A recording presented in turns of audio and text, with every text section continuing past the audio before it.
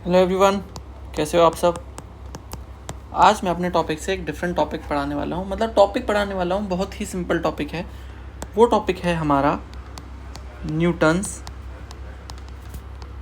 Laws of motion, जिसको हम प्यार से NLM बोलते हैं। सही है। इसके अंदर एक चीज़ होती है जो हम बार बार आने वाले चैप्टर्स में कई बार यूज़ करते हैं, बट सच में क्या हमको उसका मतलब पता है? क्या हम उसको सच में जानते हैं? मैं उसकी बात कर रहा हूँ जो है मेरे पास सिस्टम। वो वाला सिस्टम नहीं जो आजकल चल रहा है बहुत ज़्यादा, अपनी फिजिक्स वाला सिस्टम। जब हम NLM मतलब एनालिसिस करते हैं किसी बॉडी के ऊपर फोर्सेस की, तो उसमें पहले हमको सिस्टम डिफाइन करना होता है कि हम किसके ऊपर कर रहे हैं।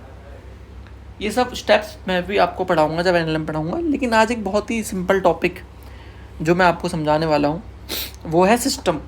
सिस्टम क्या है? पहले सिस्टम की डेफिनेशन लिख देता हूँ। देखिए,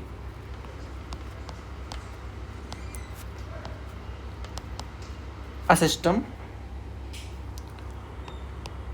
can consist of one or more than one bodies। यानी कि एक सिस्टम के अंदर एक बॉडीज या एक से बहुत ज़्यादा बॉडीज आ सकती हैं, बट यहाँ ध्यान रखना, it should follow one condition of translation motion. मतलब follow condition of translational motion. इसका मतलब क्या है कि जो भी हमने सिस्टम चुना है, देखिए एक बॉडी हमने सिस्टम के लिए चुनी है, तो हम उसको सिस्टम चुन सकते हैं, उसमें हमको ऐसे देखने की ज़रूरत नहीं है। बट यहाँ पर अगर हमने दो बॉडीज़ को एक सिस्टम के अंदर रखा है तो उन दोनों की ट्रांसलेशनल वेलोसिटी यानी चलने की वेलोसिटी सेम होनी चाहिए। याद रखना, मैं बोल रहा हूँ यहाँ पर ट्रांसलेशन मोशन सेम होना चाहिए। ट्रांसलेशन मोशन से मेरा मतलब है उनकी जो ट्रांसलेशन वेलोसिटी है वो यहाँ पर सेम होनी चाहिए।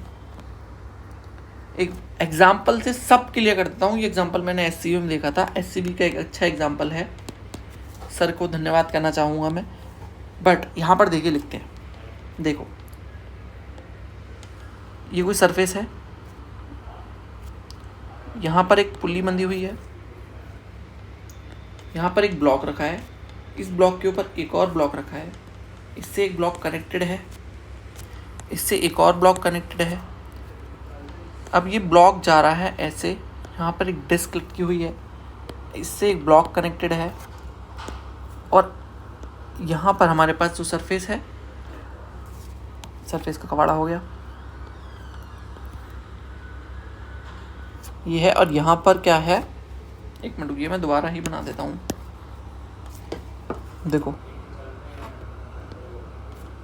यहाँ पर पुली है जो कि सरफेस से कनेक्टेड है, और ये ऐसा स्ट्रिंग जा रही है यहाँ पर एक और ब्लॉक से,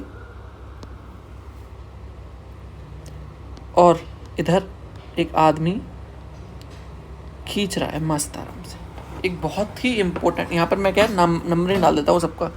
A है, B है, C है, D है, और E डिस्क का नाम है, F है, G है, H है।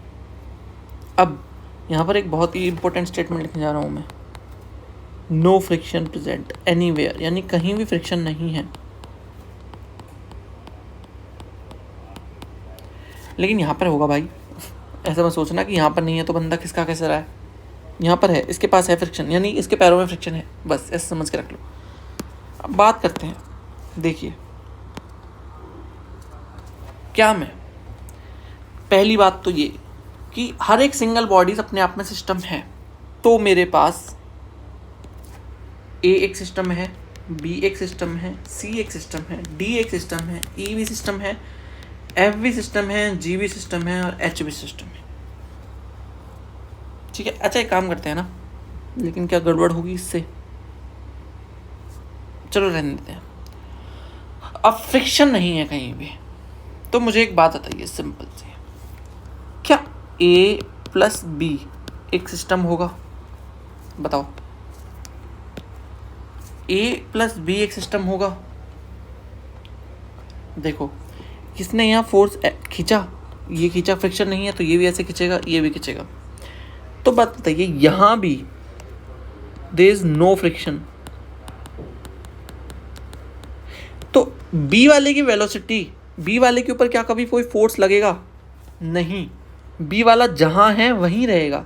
इसके पास ट्रांसलेशन मोशन नहीं है, इसकी ट्रांसलेशन मोशन नहीं है कोई भी, तो हम ए और बी को सिस्टम नहीं बोल सकते,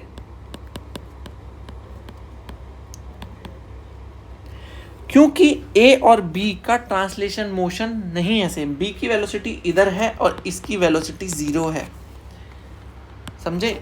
ए की वेलोसिटी जा रही है आगे, ए आगे जा रहा है, लेकिन बी वहीं रुका हुआ है, हम इसको सिस्टम नहीं बोलते। एक्चुअल में यही होता है। एक दो बार आप करते रहोगे तो आपको पता लग जाएगा। अच्छा, दूसरी चीज, क्या मैं ए प्लस सी को सिस्टम बोल सकता हूँ?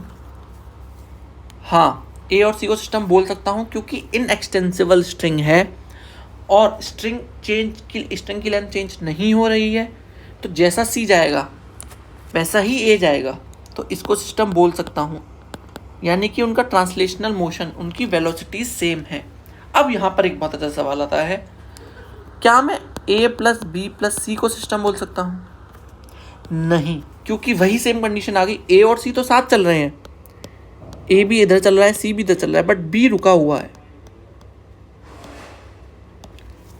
अब सर ये तो समझ में आ गया हल्का हल्का। अब देखना, चकमा खिलाऊंगा मैं। क्या मैं ए प्लस ई को सिस्टम या प्लस एफ को सिस्टम बोल सकता हूँ? अब बोलोगे सर ट्रांसलेशन मोशन तो है इनके पास भी, तो यानी कि ये होने चाहिए, बट ऐसा नहीं होता, क्योंकि भाइयों मैंने बोला था ट्रांसलेशन मोशन में वेलोसिटी की डायरेक्शन भी होती है और मैग्नीट्यूड भी होता है। ए की वेलोसिटी इधर है और ई की वेलोसिटी इधर है, दोनों की जो डायरेक्शन है वो अलग है भाई। नो, बिकॉज वेलोसिटी एक वेक्टर क्वांटिटी है, आर डिफरेंट। ए प्लस ई को सिस्टम बोल सकता हूँ? नो, सेम कंडीशन जो पहले बताई थी, लेकिन मैं यहाँ पर ई प्लस एफ को सिस्टम बोल सकता हूँ, बिकॉज दोनों की डायरेक्शन सेम है, सेम वेलोसिटी। अब एक बहुत तगड़ा सवाल, क्या मैं ए और एच को सिस्टम बोल सकता हूँ? ए प्लस एच को, बताओ। हाँ, मैं ए प्लस एच को सिस्टम बोल सकता हूँ, बिकॉज दोनों का मोशन सेम है, ट्रांसलेशन मोशन। समझ गए आप? मुझे यकीन है आपको समझ में आया होगा। अगर फिर भी आपको अगर समझ में नहीं आता है तो आप मेरे को कमेंट में बता सकते हैं। मैं एनएलएम की जब सीरीज़ लाऊंगा आपके लिए, जब पूरा पढ़ाऊंगा, तो आपको बिल्कुल एकदम क्लिस्टर क्लियर हो जाएगा, पानी की तरह साफ वो वाला साफ नहीं, कॉन्सेप्ट क्लियर हो जाएगा, पता लगा साफ हो गया है। ठीक है, चलिए, धन्यवाद।